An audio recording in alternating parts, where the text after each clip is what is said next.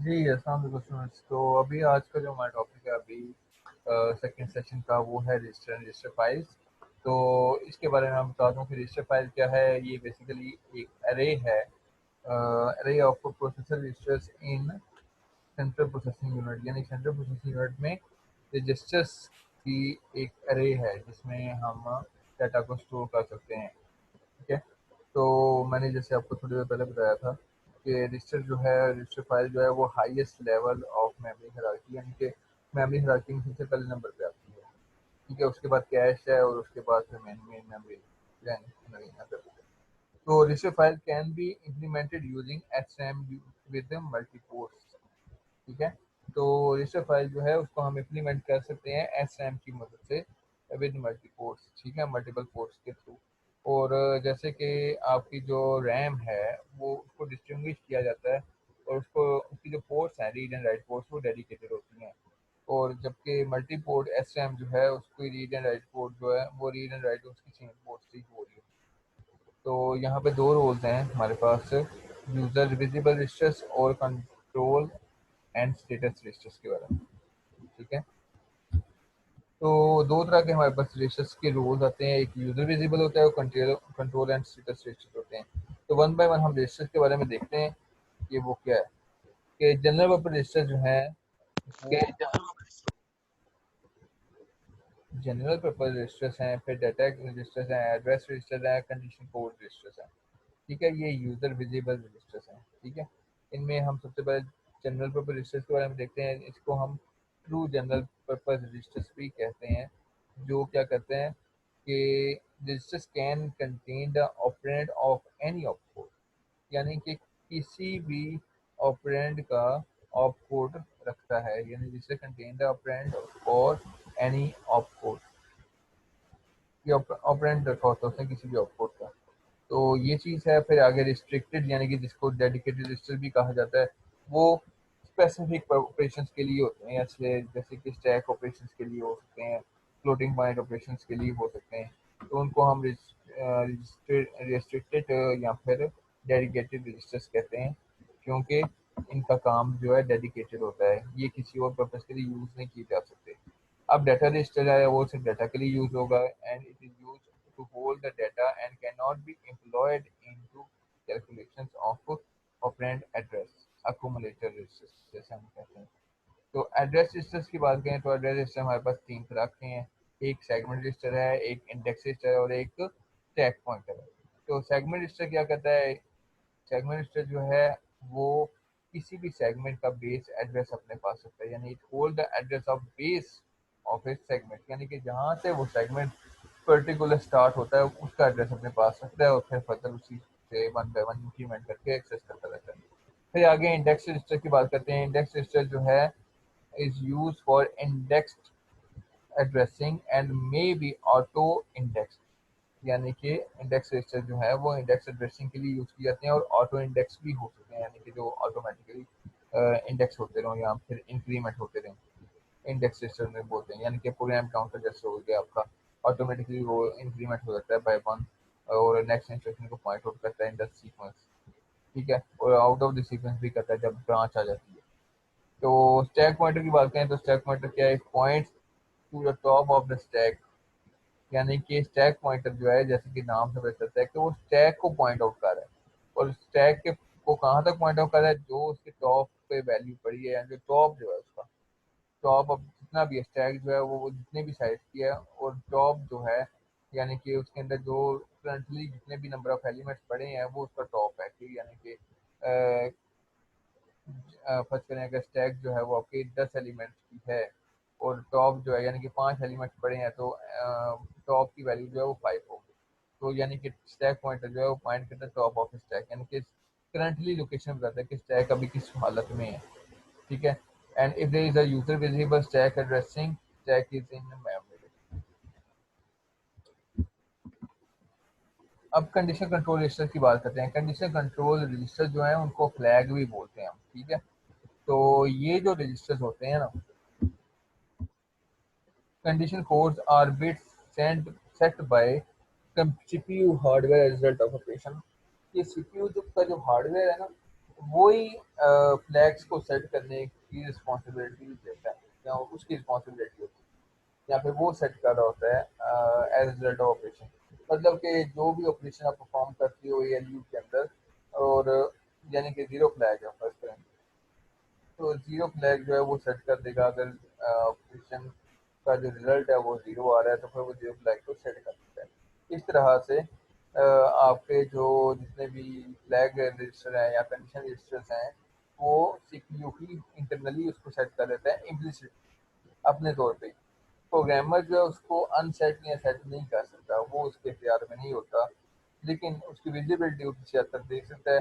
Otherwise आपका जो programming language है वो उसको उनको एक्सेस कर सकते हैं या रीड कर सकते हैं।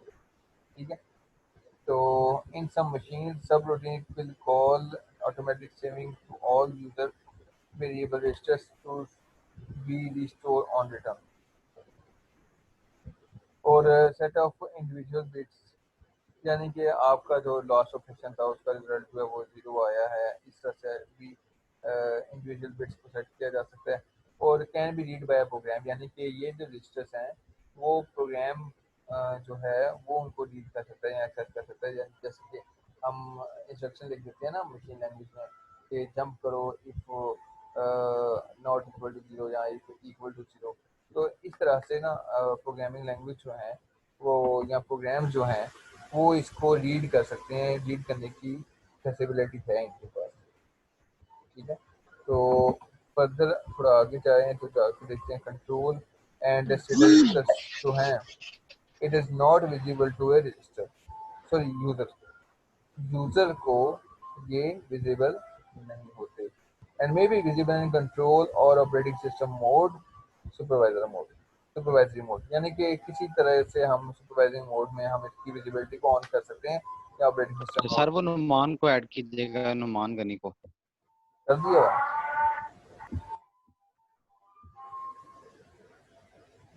ऐड है भाई।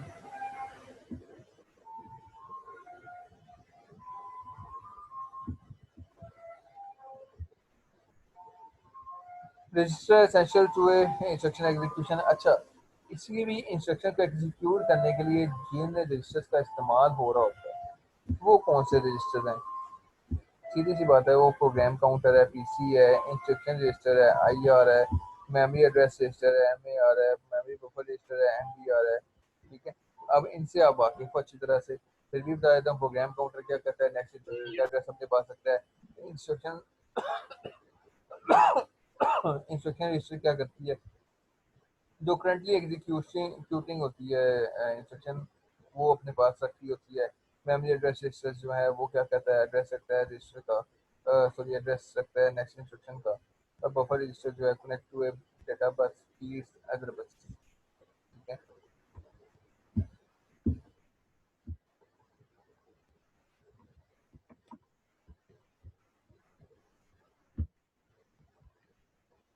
अब आगे एक एग्जांपल देखते हैं हम रजिस्टर ऑर्गेनाइजेशन की।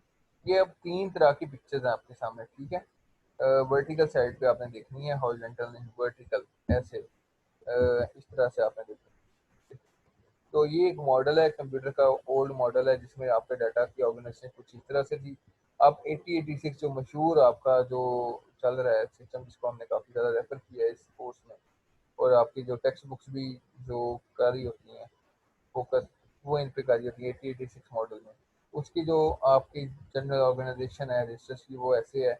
जनरल रजिस्टर्स है आपके पास, accumulator register, base register, counter register and data register, AX CX CX DX, ये चीज़ आपने पढ़ी है।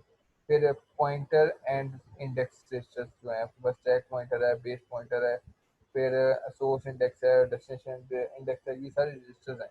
फिर सेगमेंट रजिस्टर हैं, code segment, data segment, stack segment और एक्स्ट्रा सेगमेंट, ये सेगमेंट रजिस्टर्स हैं।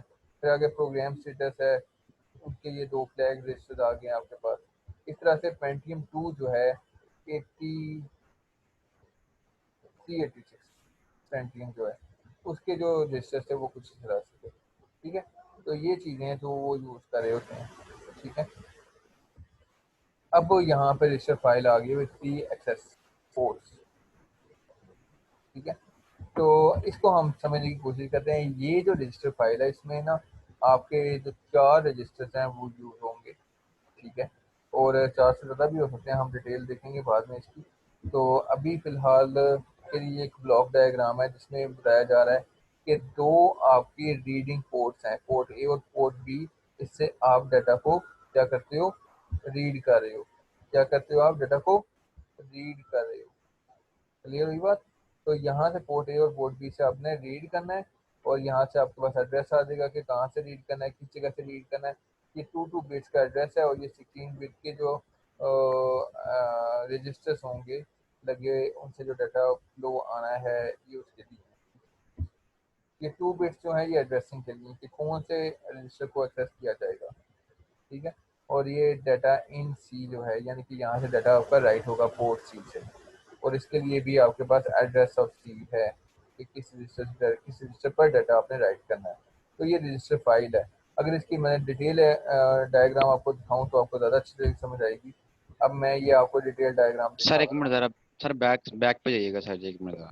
जी, अच्छा सर जी, ये जो एरो के ऊपर लाइन लगी हुई है कट वाली, इसका क्या को पर्पज है? ये एड्रेस को रिप्रेजेंट कर रही है। ये जो आपका एड्रेस है ना, ये वो है। जी सर। और ये तो जो सर अगर ये अगर जो डेटा होगा तो लाइन नहीं होगी? सॉरी, सर अगर हम लोग डेटा को रिप्रेजेंट कराते हैं तो फिर हम लोग इसको कट नहीं करेंगे, मतलब लाइनें लगाएंगे? नहीं नहीं नहीं, ये जस्ट आपकी जो इनपुट्स आ रही हैं और आउटपुट्स आ रही है ना, ये उनको भी रिप्रेजेंट कर रही है, ये लाइन वगैरह वट एवर अपना इनका सिंबल है। और ये आमतौर पे ये देखें ना, एड्रेस जो है ये आपके पोर्ट सी पे आ रहा है, जो कि बताएगा कि कहाँ पे राइट करना है डाटा। और ये जो पोर्ट ए और पोर्ट बी है, इन पर भी ये एड्रेस जा रहा है, ठीक है। और यहाँ से अच्छा जो डाटा सर निकल जी, के आ रहा है, हर ये एक आपके इनपुट्स रजिस्टर होगा? आउटपुट्स हैं, और तो कुछ नहीं है। सर देखिए, मतलब बेसिकली ना किसी भी मेमोरी के अंदर रजिस्टर्स का पेयर यूज हो रहे होते हैं, मतलब एक से ज्यादा रजिस्टर्स यूज हो रहे होते हैं। तो क्या हर एक रजिस्टर इसी तरीके से मतलब मल्टीपल पोर्ट्स को इनपुट या आउटपुट करेगा या क्या करेगा मतलब? ये है रजिस्टर फाइल, ठीक है। रजिस्टर फाइल जो है ना वो एक अरे होती है रजिस्टर्स तो की, सर ठीक है। सर अब हर एक रजिस्टर का फिर एक फाइल होगी ना? नहीं नहीं नहीं नहीं नहीं नहीं नहीं, ऐसा नहीं, ऐसा नहीं, ऐसा नहीं। रजिस्टर हम्म। सेपरेटली बिहेव कर रहे हैं। जब रजिस्टर फाइल की बात करते हैं ना, तो उसमें एक से ज़्यादा रजिस्टर्स आ जाते हैं, और उसकी सर्किटरी पे थोड़ी सी डिफरेंट हो जाती है, ठीक है। अभी मैं आपको वही बताने लगा हूँ इसी की सर्किटरी के बारे में। इसमें ये तो ब्लॉक डायग्राम है ना, इसलिए इसमें आपको क्या ज़्यादा समझ आएगी। इसकी डिटेल में ये इसी की डिटेल है। ये जो ब्लॉक डायग्राम आप देख रहे हो ना, इसी की डिटेल इम्प्लीमेंटेशन है। इसमें आपको एक एक चीज़ आपको खुल के दिखाई जा रही है, बताई जा रही है। तो इसमें मैं आपको जी अच्छा अच्छा, ठीक ठीक। बताने लगा हूँ कि क्या क्या एलिमेंट्स लगे हुए हैं इस सर्किटरी को बनाने में। और ये जो 16 बिट्स लाइन्स जो हैं और जो 2 बिट्स लाइन है, ये क्या पर्पज़ है इनका, रजिस्टर जितने कितने लगे हुए हैं, और उनके लिए यानी 4 ही क्यों लगे हैं, 4 से ज़्यादा क्यों नहीं है, 4 से कम क्यों नहीं है, वगैरह वगैरह। ये सारे क्वेश्चन के आंसर इसी में होंगे, ठीक है। तो पहले आपको आंसर मैं ये कर दूं कि लिखा हुआ है यहाँ पे 4 वे 16 डी मल्टीप्लेक्सर, और यहाँ पे लिखा है 4 वे 16 बिट मल्टीप्लेक्सर, ठीक है। तो ये मल्टीप्लेक्सर लगाए गए हैं, 4 वे लगाए गए हैं, ठीक है। 4 वे इसलिए लगाए गए हैं कि हमारे पास नंबर ऑफ रजिस्टर्स 4 हैं, ठीक है। तो ये 4 वे रजिस्टर लगाए गए हैं, और 16 बिट इसलिए लगाए गए हैं कि हमारे पास जो इंस्ट्रक्शन आएगी वो 16 बिट लॉन्ग होगी, ठीक है। तो ये डिपेंड करता है कि आपका जो आर्किटेक्चर आपने कैसा रखना है, या वट एवर जो हार्डवेयर इम्प्लीमेंटेशन आपने वो किस हद तक रखनी है, एक चीज़।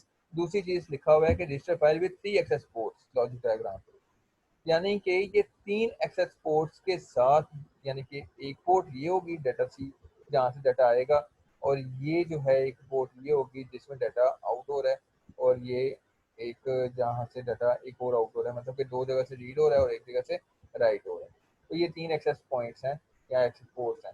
अब ये लिखा हुआ है 4 वे, यानी 4 वे मतलब कि यहाँ पे अगर 4 रजिस्टर हैं, ठीक है, ये 4 से ज़्यादा भी हो सकते हैं।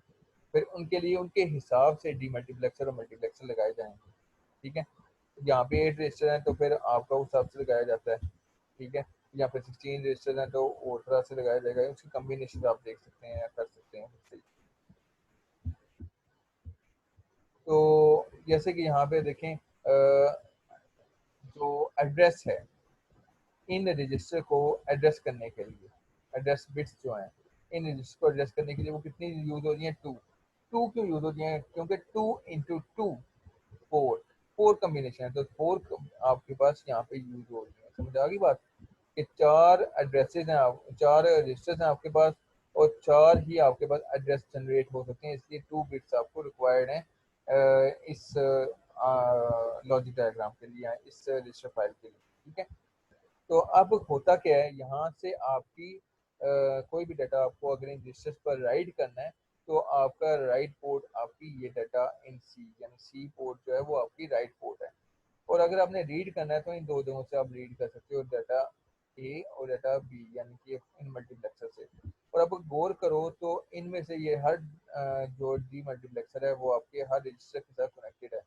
अगर ये देखें ना तो आपका हर रजिस्टर के साथ कनेक्टेड है, और इनमें से हर रजिस्टर जो है वो आपका मल्टीप्लेक्सर से कनेक्टेड है। ये मल्टीप्लेक्सर से कनेक्टेड है, फिर आगे यहाँ से भी मल्टीप्लेक्सर से कनेक्टेड है, फिर ये आपस में भी एक दूसरे से कनेक्टेड हुए हैं। इस तरह से ये चीज़ें आपस में एक दूसरे से कनेक्टेड है। अब एक काम करते हैं हम, स्ट्रक्चर की तो हमें थोड़ी बहुत समझ आ गई, देख लिया हमने कि क्या है, स्ट्रक्चर की समझ आ गई। अब ये जो एग्जांपल है इसको हम रन करके देखते हैं कि कैसे होगा। एग्जांपल है R3 equal to R1 plus R2, यानी कि R1 के जो कंटेंट्स हैं और R2 के जो कंटेंट्स हैं, इन दोनों को ऐड करके R3 में डाल दो। तो R1 क्या है, R1 ये, R2 ये और R3 ये, तो R0 आपके पास ये है। अब कैसे पता चल रहा है कि क्या है इनमें से, तो देखें आखिरी आपके को नहीं समझ पास, आई। मैं बताता हूँ आपको, दोबारा से बताता हूँ। अरे देखिए सर आर, मतलब सर सेम सेम है ना सारा कुछ। नहीं मैं बताता हूँ आपको, ये जरा मेरे माउस पॉइंटर की तरफ थोड़ा ध्यान रखना है आपने, ठीक है। आई होप आपको जी नजर सर आ रहा ठीक। होगा। सर इसका कलर चेंज तो ठीक। जी सर आ गया। निशान वैसे तो तुम्हें सारी समझ आती है ना। ओके, सर से R3 पूछ बच्चों इक्वल मैं टू क्वेश्चनिंग भी करता हूँ मुझे आती है। R1 प्लस R2, ठीक है। ना तुम वो R1 और R2 को ऐड करके आपने R3 में रखना है, ठीक है। अब हो क्या रहा है, क्या करना क्या है इसमें, अब R1 R2 R3 इनके एड्रेसेस हैं अपने अपने, ठीक है, क्या हैं, इनके अपने अपने एड्रेसेस हैं। तो एड्रेसेस रिप्रेजेंट करने के लिए आपके पास ये 2 बिट्स दी गई, ठीक है। अब 00 जो है वो रिप्रेजेंट कर रहा है R0 को, और 01 जो है वो रजिस्टर R1 को रिप्रेजेंट कर रहा है, और रजिस्टर R2 जो है वो 10 से रिप्रेजेंट हो रहा है, और रजिस्टर R3 जो है वो 11 से रिप्रेजेंट हो रहा है। आपकी 2 बिट्स है सर तो ये जो हमने इनको दिए हैं 01 10 11, सर क्या हम लोग अपनी मर्जी से देते हैं कि इनको ये कुछ मतलब सिस्टम खुद असाइन करता है इनको एड्रेस ये। एड्रेस तो अपने आप नहीं सिस्टम देगा, ठीक है। वो सिस्टम काम है, वो आप नहीं दे सकते, नहीं ठीक है। मतलब सर पता है हम लोग अगर हम लोग फॉर एग्जाम्पल एक प्रोग्रामर प्रोग्राम कर रहा होता तो वो बताता है कि फलां एड्रेस पे जाएगा या कुछ इस हिसाब से।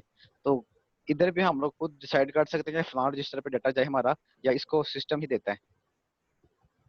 रजिस्टर्स का तो आप डिसाइड कर सकते हो, जैसे अभी आपने रजिस्टर डिसाइड किया हुआ है R3 में R1 और R2 ऐड होके जाएं, ठीक है। तो ये रजिस्टर आप बता रहे हो, ठीक है, कि इस रजिस्टर में जाए, पर एड्रेस नहीं बता रहे आप। एड्रेस तो आप वो तो आर्किटेक्चर के अंदर उसका काम है, वो तो वहाँ पे आपको एक्सेसिबिलिटी नहीं देगा वो, ठीक है। या फिर वो पॉइंटर के थ्रू कर लो तो कर लो, वो एक अलग चीज है, ठीक है। तो यहाँ पे जो बेसिकली रीड एड्रेस ए है, 01 10 और 11, ये क्या है बेसिकली, ये क्या है, ये एड्रेसेस हैं इन रजिस्टर्स के, ठीक है। ये इन एड्रेसेस हैं इन रजिस्टर्स के। अब R0 जो है वो रिप्रेजेंट कर रहा है 00 को, यानी कि 00 अगर इस एड्रेस लाइन पे 00 आएगा तो इसका मतलब है कि R0 को उसने रिप्रेजेंट किया, यानी R0 को वो एड्रेस कर रहा है।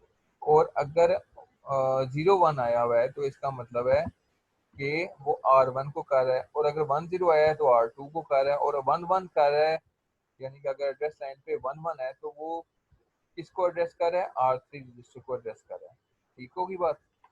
अब वो कहता है कि जी आपने रीड करना है कहाँ से, रजिस्टर ए से 01 और बी से 10, यानी कि आपके पास ए के अंदर कौन सा गया है, 01। 01 मतलब कि 01 पे क्या था, यानी ए जो है वो यहाँ पे जा रहा है R1 के पास। समझ में आ गई बात? उसने क्या किया कि read no address A, sir.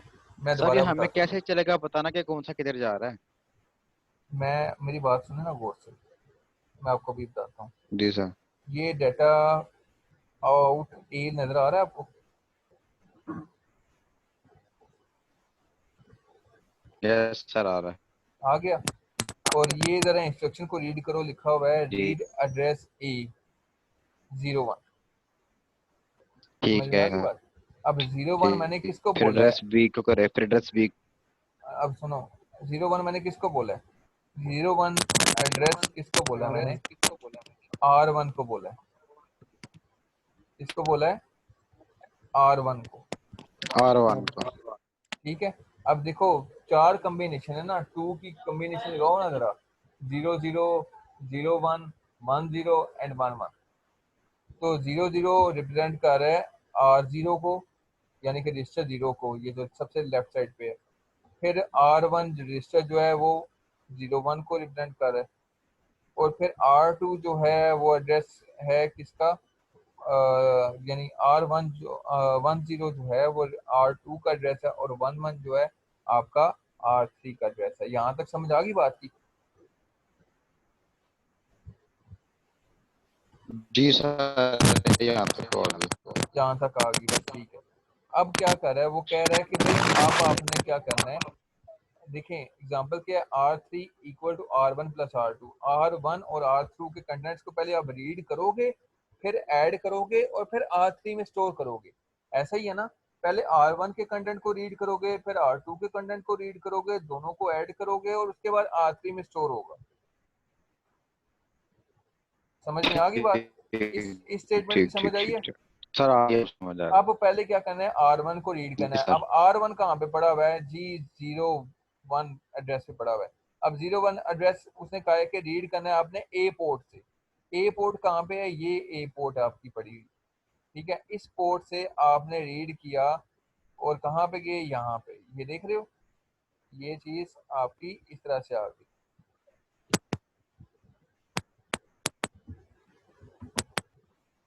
समझ आ गई बात? यानी कि 01 रजिस्टर जो है, यानी 01 एड्रेस जो है वो R1 का रजिस्टर है। ठीक है। और अब जो इसके अंदर जो कुछ भी पड़ा हुआ है, ये नहीं हमें पता क्या पड़ा है, लेकिन जो कुछ भी पड़ा हुआ है वो रीड हो जाएगा, और रीड होकर आपके पास आ जाएगा कहाँ पे? डाटा आउट ए में, जो कि लिखा हुआ है 0101। समझ में आ गई बात? जी सर आगे समझ आ गया। Yes sir. ठीक है। अब ये 0101 कहाँ से निकल के आया है? ये R1 से निकल के आ रहा है, इस पाथ से आ रहा है। ये जो मैं ये बता रहा हूँ ना आपको, ये देखो गौर से, ये इस पाथ से आ जी रहा है। जी। समझ में आ गई बात? तो यार उसने बदर कहा, अपना माइक बंद करो, वो आवाज आ रही है उसमें से। तो रीड एड्रेस A01। ठीक है। अब रीड एड्रेस बी, यानी कि अब आपने रीड करना है एड्रेस बी से कौन सा रजिस्टर? 10 वाला। अब यहाँ पे आ जाए, उसने कहा है 10 वाला करना है, तो 10 वाला जनाब कहाँ पे है? अब 0001 और 10, ये रजिस्टर 2 है। तो ये यहाँ पे आया, और यहाँ से दूसरी लाइन से होते हुए यहाँ पे आ गया। मतलब कि रजिस्टर 2 के अंदर जो भी कुछ पड़ा हुआ था वो उसने रीड किया, यानी कि बी पोर्ट ने रीड किया और वो ले आया बाहर। और वो क्या पड़ा हुआ था? 0110। ये क्या पड़ा हुआ था? 0110। अब ये दो कंटेंट से, ठीक है, डाटा आउट ए के अंदर और बी के अंदर, ये दोनों कंटेंट्स पड़े हुए थे इसके अंदर। समझ आ गई बात? ये एक रजिस्टर जी R1 सर। से आया और एक रजिस्टर R2 से आया। ठीक है। 2 से आया R1 और ठीक। R2 हमने यही करना था ना, रजिस्टर 1 और रजिस्टर 2 के कंटेंट्स को रीड करना था। वो हमने किया, वो हमने कर लिया। ठीक है। तो उसके एक के अंदर से 0101 निकला, और दूसरे रजिस्टर 2 के अंदर से 0110 निकला। ठीक है। अब हमने सर क्या बाकी करना है? रजिस्टर जो होंगे हम उनको इग्नोर कर देंगे, R0 और R3। हाँ बिल्कुल, क्योंकि वो इसमें पार्टिसिपेट नहीं कर रहे ना। हमारी जो जी इंस्ट्रक्शन ठीक है, ओके वो ठीक। तो इंस्ट्रक्शन ये है R3 equal to R1 plus R2। तो R1 ने पहले रीड होना है, फिर R2 ने रीड होना है, दोनों ने प्लस होना है। अकोमोडेटर रजिस्टर ने इनको प्लस, यानी कि ALU ने उनको प्लस कर देना, और फिर R3 में डाटा राइट कर देना। अब देखो यहाँ से डाटा रीड होके ये अगले किसी सर्किट पे चला गया। ठीक है, समझ आ गई बात? आगे प्रोसेस होने चला गया, प्रोसेस होने के बाद दोबारा से वापस आया और क्या हुआ, R3 में उसने स्टोर होना है। अब R3 का एड्रेस क्या है, 11, क्या है एड्रेस 11। तो उसने क्या किया, write address C equal to 11, मतलब कि जो भी इन दोनों का रिजल्ट आएगा 0101 और 10110, यानी कि इन दोनों का जो रिजल्ट ऐड होने के बाद आएगा वो कहाँ जाएगा, वो राइट होने के लिए कहाँ पे आएगा, इस डी मल्टीप्लेक्सर के पास आएगा जो कि राइट एड्रेस सी है। समझ आ गई बात। इसके पास आएगा तो इसको बोलेगा कि भाई जो 11 नंबर पे आपके पास रजिस्टर पड़ा है, 11 नंबर पे जो रजिस्टर पड़ा हुआ है वहां पे इसका रिजल्ट ये रख दो। समझ आ गई बात। साथ वो अपना डाटा लेकर आएगा। समझ आ रही बात। ये डाटा अभी आ रहा है, ये देख रहे हो, ये गौर से देख रहे हो, ये जो आपका ऊपर वाला है ना हिस्सा, ये आपका डाटा भी आ रहा है 16 बिट का। और यहाँ से आपका एड्रेस आ रहा है कि किस जगह पे रखना है और कौन सा डाटा रखना है। तो वो डाटा भी आपके पास यहाँ पे डीमल्टीप्लेक्सर के पास आ गया और यहाँ पे एड्रेस भी आ गया डीमल्टीप्लेक्सर के पास कि किस रजिस्टर के पास रखना है। वहां से पता चलेगा कि भाई 00 तो R0 को बोला गया था, 10 जो है R2 को बोला गया, 01 जो है वो R1 को बोला गया और 11 जो है वो R3 को बोला गया। तो यहाँ पे बोला था कि 11 के ऊपर यानी R3 रजिस्टर के ऊपर आपने इस डाटा यानी इसके जो रिजल्ट है उसको राइट करना है, यानी R3 के अंदर R1 और R2 के एडिशन को आपने उस रिजल्ट को R3 में राइट करना है। तो वो कहाँ पे पड़ा था, 11 में। तो वो 11 में यहाँ पर आ गया और वो R3 में था और यहाँ पे आके स्टोर हो गया। अब बात समझ में आई, ये कैसे हुआ है, एग्जीक्यूट कैसे हुई ये चीज सारी।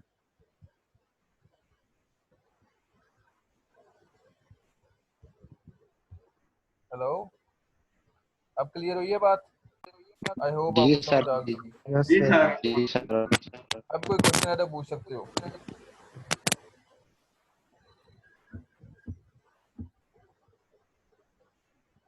हाँ